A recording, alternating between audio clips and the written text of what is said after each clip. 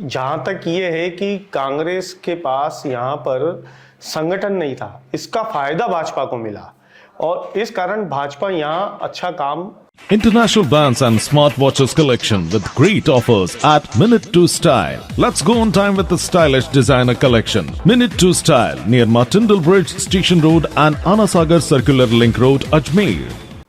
तो आनंद जी, आप अजमेर उत्तर और दक्षिण के अंदर जो भाजपा की जीत हुई है, इसके आप बड़े कारण क्या मानते हैं? अजमेर में भाजपा की जीत का सबसे बड़ा कारण आरएसएस है, उसकी संगठनात्मक नीतियां हैं। और क्योंकि ये चुनाव 5वां चुनाव था देवनानी जी का और बहुत बड़े ब्लंडर होने से बच गया, भाजपा की सीट जाती जाती रह गई। ज्ञान सारस्वत जी 26,000 के करीब कुछ वोट ले गए। और जहाँ तक ये है कि कांग्रेस के पास यहाँ पर संगठन नहीं था, इसका फायदा भाजपा को मिला और इस कारण भाजपा यहाँ अच्छा काम कर पाई और अपनी बुरी परिस्थितियों से भी भाजपा निकल पाई। कई परिस्थितियों में अगर आप देखें, ज्ञान सारस्वत आरएसएस से बिलोंग करते हैं, उन्होंने पहले भी निर्दलीय चुनाव वहाँ लड़ा है और चुनाव लड़कर वो राजस्थान में सर्वाधिक मतों से जीतने वाले पहले पार्षद थे। उनकी लोकप्रियता एक ईमानदार छवि की थी। हालांकि चुनाव लड़ने वाले के साथ सामने कई सारी परिस्थितियां आती है, उनके सामने भी आई, लेकिन संघ ने अपने स्वयंसेवकों के साथ डोर टू डोर एक एक घर जाकर बाकायदा शपथ दिलाकर राष्ट्र हित में वोट डालने के लिए लोगों को प्रेरित किया है और यहां राष्ट्र हित की जीत हुई है। इसलिए यहां भाजपा अजमेर उत्तर में चुनाव जीत पाई। दक्षिण में कारण क्या मानते हैं? दक्षिण में सबसे बड़ा जीत का कारण तो ये है कि अनीता बघेल के एक बारे में ये बात जान लें कि वो अपने क्षेत्र में प्रत्येक मिलने वाले परिवारों को शुरू से नाम से जानती है। वो जब मंत्री थी तब भी वो वॉक करते हुए सुबह मॉर्निंग में जाते हुए लोगों से बातचीत करना, मिलना करना, एक सामाजिक सरलता के साथ बात करना, तो वो ऐसा प्रभाव पड़ता था जैसे कि मंत्री मुझे व्यक्तिगत जानता है और उसको ये लगता है कि देखो मेरे को दीदी ने पूछा। तो उनकी सामाजिक लोकप्रियता बनी हुई थी, बहुत ज़्यादा थी। उनके सामने जो द्रौपदी कोली थी, उनके सामने सबसे बड़ा संकट ये था कि हेमंत भाटी जो उनके सबसे बड़े दावेदार थे, उनको टिकट नहीं मिल पाया। कोली वोटों ने वहाँ पर सही तरीके से वोट नहीं डाले। अगर वो प्रॉपर वोट पड़ जाते तो अनीता जी को बहुत ज़्यादा दिक्कत का सामना हो सकता था। और वहाँ क्योंकि इतने लंबे समय से कांग्रेस का संगठन 5 सालों में डेवलप नहीं हो पाया, वो भी एक मुद्दा हार का वहाँ रहा। लेकिन ये मानना पड़ेगा द्रौपदी जी ने वहाँ संघर्ष अच्छा किया, अजमेर उत्तर की बजाय वहाँ कांग्रेस से अच्छा काम किया, लेकिन वो कुछ गेन नहीं कर पाए क्योंकि लंबे समय से ना तो कांग्रेस में नए कार्यकर्ता आ पाए हैं, ना ही संगठन के पास चुनाव जीतने का कोई अनुभव है। इस कारण वह हार का सामना ज्यादा करना पड़ा।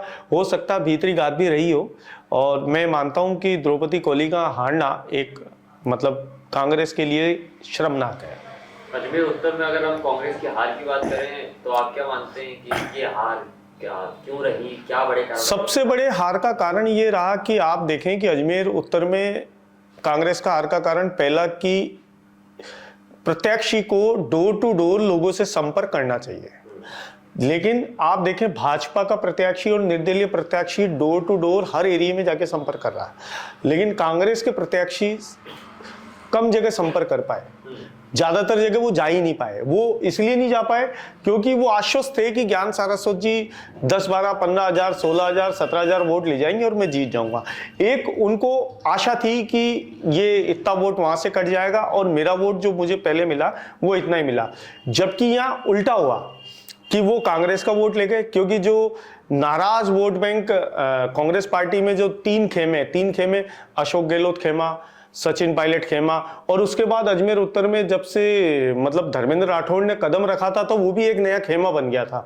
तो वो एक अपने आप में नाराजगी रही लोगों की आपसी और वो सारा वोट बैंक निर्दलीय को ट्रांसफर हो गया, ना तो देवनानी जी के पास गया ना ही कांग्रेस को मिला। तो उनकी हार का सबसे बड़ा कारण यह है कि भाजपा ने तो अपने वोटों पर जैसे तैसे लगाम लगाने की कोशिश की, यहां तो प्रयास भी नहीं हो पाए। इसलिए हार का सबसे बड़ा कारण संगठन का नहीं होना, प्रत्याशी का उदासीन होना और ये रहना कि मैं जीत जाऊंगा, तो ये एक सबसे बड़ा हार का कारण रहा। विधानसभा के चुनाव में भाजपा की जीत हो गई है, तो अब लोकसभा चुनाव को आप कैसे देख रहे हैं? क्या कांग्रेस ऐसे ही कमजोर चुनावों में दिखाई देगी या कोई नई रणनीति काम हो पाएगी? अब बड़ा फेरबदल होगा? नहीं, कांग्रेस में जहां तक सबसे बड़ी चीज है, अब कांग्रेस प्रदेश अध्यक्ष चेंज नहीं करेगी और नहीं सचिन पायलट प्रदेश अध्यक्ष बनना चाहेंगे, क्योंकि लोकसभा चुनाव नजदीक है।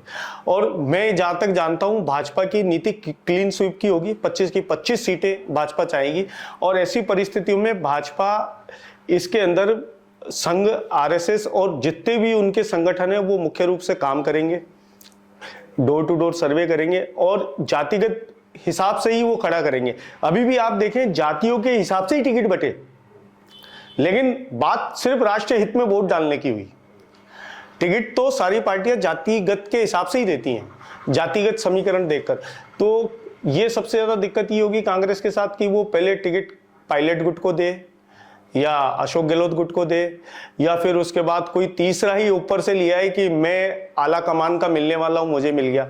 वहाँ ये एक समीकरण वहाँ बाधा पहुंचाएंगे और ऐसे में भीतरी बात 100% होगी, जो कांग्रेस में ये कहते हैं कि कांग्रेस ही कांग्रेस को हराती है। आप ये देखें कि अगर अशोक गहलोत बोलते तो क्या श्री गोपाल बाइती नहीं बैठते? बैठ जाते, लेकिन किसी ने किसी को कुछ नहीं कहा, सब निर्दलीय लड़े। उसका कारण क्या? इसलिए हम चुनाव हार गए।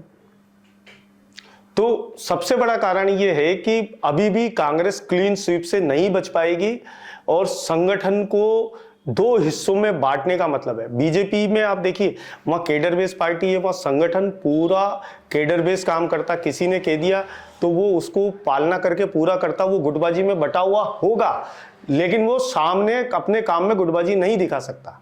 ये उनकी निष्ठा और शिक्षा है।